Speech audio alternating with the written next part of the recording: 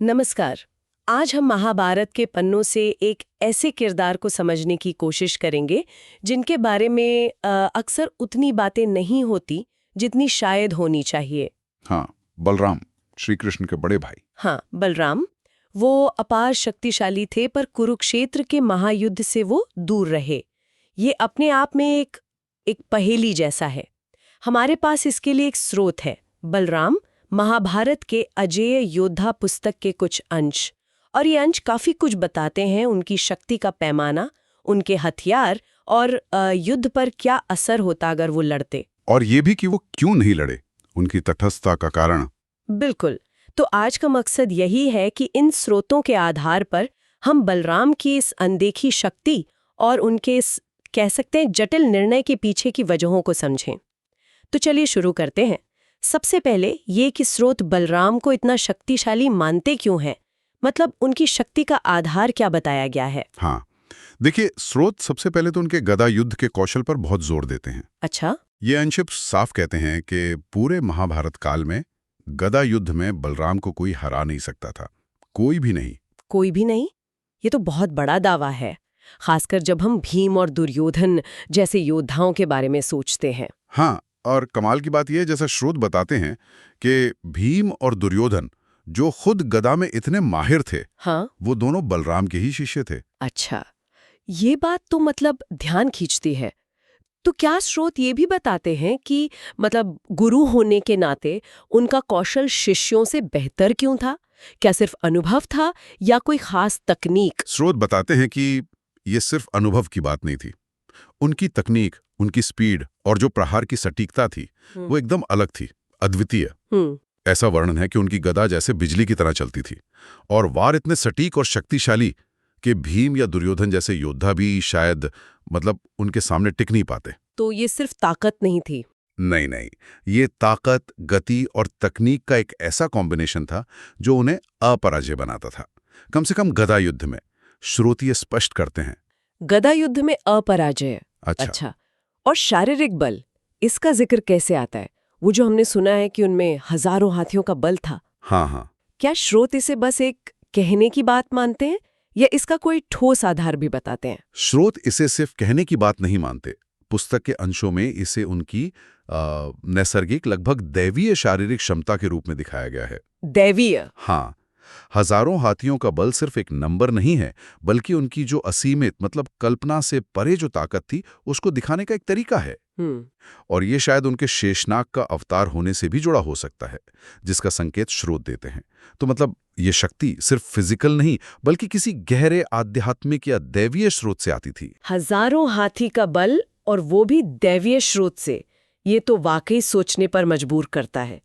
क्या स्रोत इस असाधारण बल के कुछ उदाहरण भी देते हैं जिससे हम अंदाजा लगा सकें कि ये किस लेवल की शक्ति थी? वो पहाड़ उठाना या नदियों का मार्ग बदलना जैसी बातें? हाँ बिल्कुल, स्रोत इन बातों का उल्लेख करते हैं।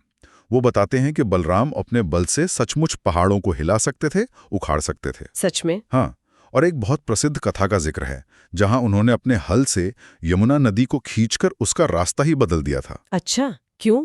क्योंकि नदी ने उनकी बात नहीं मानी थी शायद। तो ये घटनाएं दिखाती हैं कि उनकी शक्ति सिर्फ इंसानों या सेनाओं तक ही नहीं थी, वो प्रकृति की शक्तियों को भी प्रभावित कर सकते थे। प्रकृति की शक्तियों को?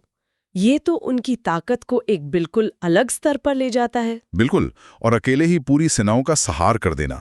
स्रोत इसे एक वास्तविक संभावना के तौर पर देखते हैं। तो जैसा आपने कहा, उनकी शक्ति सिर्फ शारीरिक बल या गदा तक ही सीमित नहीं थी, उनके हथियार भी खास थे, खासकर वो हल। स्रोत उसके बारे में क्या बताते हैं, वो कैसे एक हथियार था? हाँ, हल उनका एक बहुत ही अनोखा और शायद सबसे खतरनाक शस्त्र था। स्रोत उसे संवर्तक हल कहते हैं। संवर्तक? हाँ, और ये वो खेती वाला हल नहीं था, बिल्कुल नहीं। पुस्तक के अंश बताते हैं कि ये शस्त्र जमीन को चीर सकता था, मैदानों को गहरी खाइयों में बदल सकता था, पूरे भूभाग का नक्शा बदल सकता था। क्या बात है! आप सोचिए, युद्ध के मैदान में इसका क्या असर होता। ये सिर्फ दुश्मनों को नहीं बल्कि पूरी युद्ध भूमि को ही तबाह कर सकता था। यानी वो सचमुच धरती को ही अपने हथियार की तरह इस्तेमाल कर सकते थे। ये तो युद्ध की पूरी परिभाषा ही बदल देता है। सही का। और गदा के बारे में हमने बात की कि वो सर्वश्रेष्ठ थे। स्रोत उनकी इस कुशलता की तुलना बाकी महारथियों से कैसे करते हैं, जैसे भीष्म, द्रोण या कर्ण? स्रोत इस मामले में बहुत साफ हैं। वो कहते हैं कि गदा युद्ध के मैदान में बलराम जैसा कोई नहीं था, अद्वितीय। भीष्म, द्रोण, कर्ण ये सब महान योद्धा थे, बिल्कुल। सबके पास अपनी अपनी विशेषज्ञता थी, जैसे भीष्म की इच्छा मृत्यु, या द्रोण की धनुर्विद्या और दिव्यास्त्रों का ज्ञान, या कर्ण का वो कवच कुंडल और विजय धनुष। हाँ। लेकिन जब बात सिर्फ गदा युद्ध की आती है तो स्रोत बलराम को इन सब से ऊपर रखते हैं। यहां तक कहा गया है कि वो इन महारथियों को भी गदा युद्ध में आसानी से हरा सकते थे। आसानी से? भीष्म और द्रोण को भी? गदा युद्ध में, हाँ। स्रोत यही संकेत देते हैं। उनकी गति और तकनीक ऐसी थी जिसका शायद किसी के पास कोई जवाब नहीं था। ठीक है, तो अब हमारे सामने एक तस्वीर बन रही है। असीम शारीरिक बल, गदा युद्ध में कोई सानी नहीं, और हल जैसा विनाशकारी अनोखा हथियार। जब हम इन सबको एक साथ देखते हैं तो ये सवाल मन में आता है, जिसका जिक्र स्रोत भी करते हैं, कि अगर बलराम कुरुक्षेत्र के युद्ध में उतरते तो क्या होता? चलिए इस पर सोचते हैं। मान लीजिए वो कौरवों का साथ देते। हाँ, ये एक ऐसा सिनेरियो है जिस पर स्रोत काफी गंभीरता से सोचते हैं। अगर बलराम कौरवों की तरफ होते तो पांडवों के लिए स्थिति लगभग तुरंत ही बहुत खराब हो जाती। कैसे? देखिए, पांडवों की सेना का एक बहुत बड़ा आधार भीम का शारीरिक बल और उनका गदा युद्ध कौशल था। हाँ, बिल्कुल। स्रोत मानते हैं कि बलराम पलक झपकते ही गदा युद्ध में भीम को रोक देते, शायद उनका वध भी कर देते। और भीम के हटते ही पांडव सेना का मनोबल एकदम टूट जाता, उनकी सबसे बड़ी जमीनी ताकत खत्म हो जाती। और दुर्योधन, जो खुद बलराम के प्रिय शिष्य थे, उनका पक्ष और मजबूत हो जाता। तो पांडवों की हार पक्की। स्रोत के अनुसार हाँ, लगभग तय हो जाती। अच्छा, और इसका उल्टा सोचें। अगर वो कृष्ण के कहने पर या किसी और वजह से पांडवों की तरफ से लड़ने का फैसला करते, तब कौरव सेना का क्या होता? तब भी नतीजा उतना ही नाटकीय और एक तरफा होता, शायद और भी जल्दी। अच्छा। बलराम अकेले ही कौरवों के कई टॉप योद्धाओं के लिए काल बन जाते। दुर्योधन, उनके अपने शिष्य, गदा युद्ध में उनके सामने कैसे टिकते? सही बात है। कर्ण, जिनके पास इतनी शक्ति और दिव्यास्त्र थे, वो भी शायद गदा युद्ध में बलराम के सामने असहाय होते। स्रोत तो यहां तक इशारा करते हैं कि वो गुरु द्रोणाचार्य जैसे रणनीतिकार और अस्त्रों के ज्ञाता को भी अपनी शारीरिक शक्ति और गदा से चुनौती दे सकते थे और संभवतः जल्दी हरा देते। द्रोणाचार्य को भी? हाँ, गदा युद्ध में। और जब मुख्य योद्धा इतनी तेजी से गिरते तो कौरव सेना में तो भगदड़ मच जाती। युद्ध शायद कुछ ही दिनों या हो सकता है कुछ घंटों में खत्म हो जाता। भूमिका होती। स्रोत दोनों का कॉम्बिनेशन देखते हैं।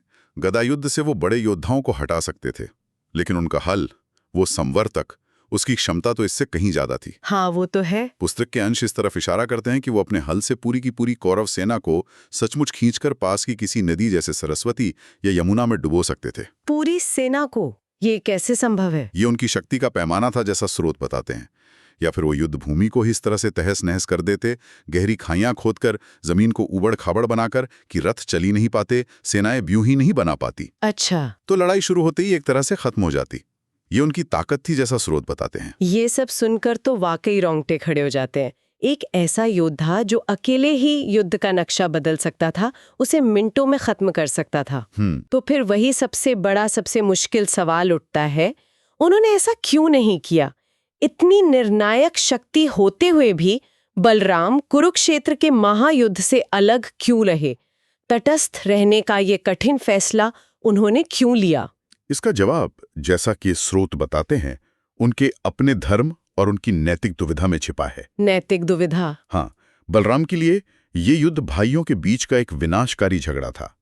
पांडव और कौरव दोनों ही उन्हें प्रिय थे।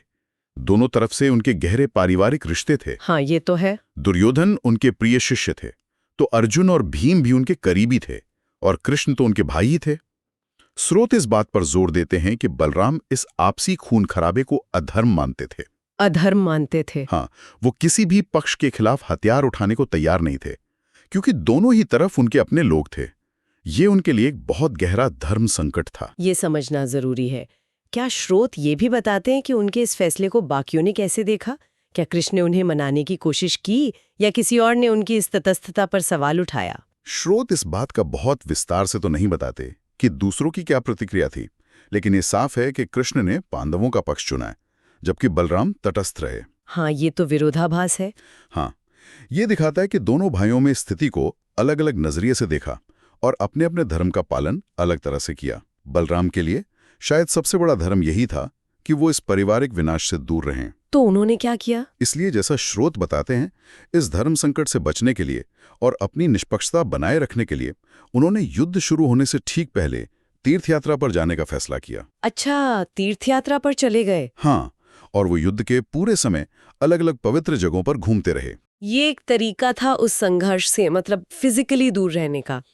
लेकिन स्रोत ये भी बताते हैं कि वो युद्ध के बिल्कुल अंत में लौटे थे। हाँ, लौटे थे। खास तौर पर उस समय जब भीम और दुर्योधन के बीच वो आखिरी और निर्णायक गदा युद्ध चल रहा था। हाँ, उस समय उनकी क्या भूमिका रही? हाँ, उनका लौटना कहानी का एक बहुत महत्वपूर्ण मोड़ है। वो तीर्थ यात्रा से ठीक उसी समय लौटे जब भीम और दुर्योधन का वो आखिरी मुकाबला चल रहा था। और स्रोत इस घटना का बड़ा साफ वर्णन करते हैं। जब भीम ने श्री कृष्ण के इशारे पर युद्ध के नियमों के खिलाफ जाकर दुर्योधन की जांघ पर गदा से वार किया। हाँ, जो कि नियम के विरुद्ध था। बिल्कुल, गदा युद्ध के नियमों के अनुसार ये अधर्म था। तो बलराम ये देखकर भयंकर क्रोधित हो उठे। अच्छा। वो अपने शिष्य दुर्योधन के साथ हुए इस अन्याय से इतने गुस्से में थे कि उन्होंने अपना हल उठा लिया था और वो भीम को सजा देने पर उतारू हो गए थे। हल उठा लिया था भीम के खिलाफ? हाँ, श्री कृष्ण को बीच में पड़कर उन्हें शांत करना पड़ा, काफी मुश्किल से। ये घटना तो बहुत कुछ कहती है। मतलब युद्ध से तटस्थ रहने के बावजूद वो अन्याय देखकर चुप नहीं रह सके, भले ही वो अन्याय उनके प्रिय पांडवों में से एक ने किया हो। बिल्कुल, ये घटना दिखाती है कि उनकी तटस्थता का मतलब ये नहीं था कि उन्हें किसी बात से फर्क नहीं पड़ता था। वो युद्ध से दूर रहे, लेकिन धर्म और नियमों को लेकर उनकी अपनी पक्की मान्यताएं थीं। दुर्योधन के साथ जो अन्याय हुआ उसने उन्हें उतना ही परेशान किया जितना शायद पांडवों के साथ हुए अन्याय ने किया होगा, लेकिन उन्होंने युद्ध में सीधे हिस्सा ना लेकर अपनी तटस्थता निभाई। उनका गुस्सा भीम के नियम तोड़ने पर था, जो उनके गदा युद्ध के सिद्धांतों के खिलाफ था। हाँ, ये उनके चरित्र की जटिलता दिखाता है, रिश्तों का मान भी रखना और सिद्धांतों पर टिके रहना भी। सही कहा। तो इस पूरी चर्चा और स्रोतों के विश्लेषण से हम क्या निष्कर्ष निकाल सकते हैं? एक तरफ हमने बलराम की वो मतलब अकल्पनीय शक्ति देखी, शारीरिक बल, गदा युद्ध में निपुणता, हल जैसा अनोखा शस्त्र, जो उन्हें महाभारत का शायद सबसे शक्तिशाली योद्धा बनाती थी। उनमें युद्ध का नतीजा बदलने या उसे होने से रोकने तक की क्षमता थी। सही बात है। और दूसरी तरफ हमने उनके उस मुश्किल फैसले को समझा जो उन्होंने धर्म, नैतिकता और अपने पारिवारिक रिश्तों के द्वंद्व के बीच लिया। उनकी तटस्थता कायरता नहीं थी। नहीं, बिल्कुल नहीं। वो एक गहरे नैतिक संघर्ष का नतीजा थी।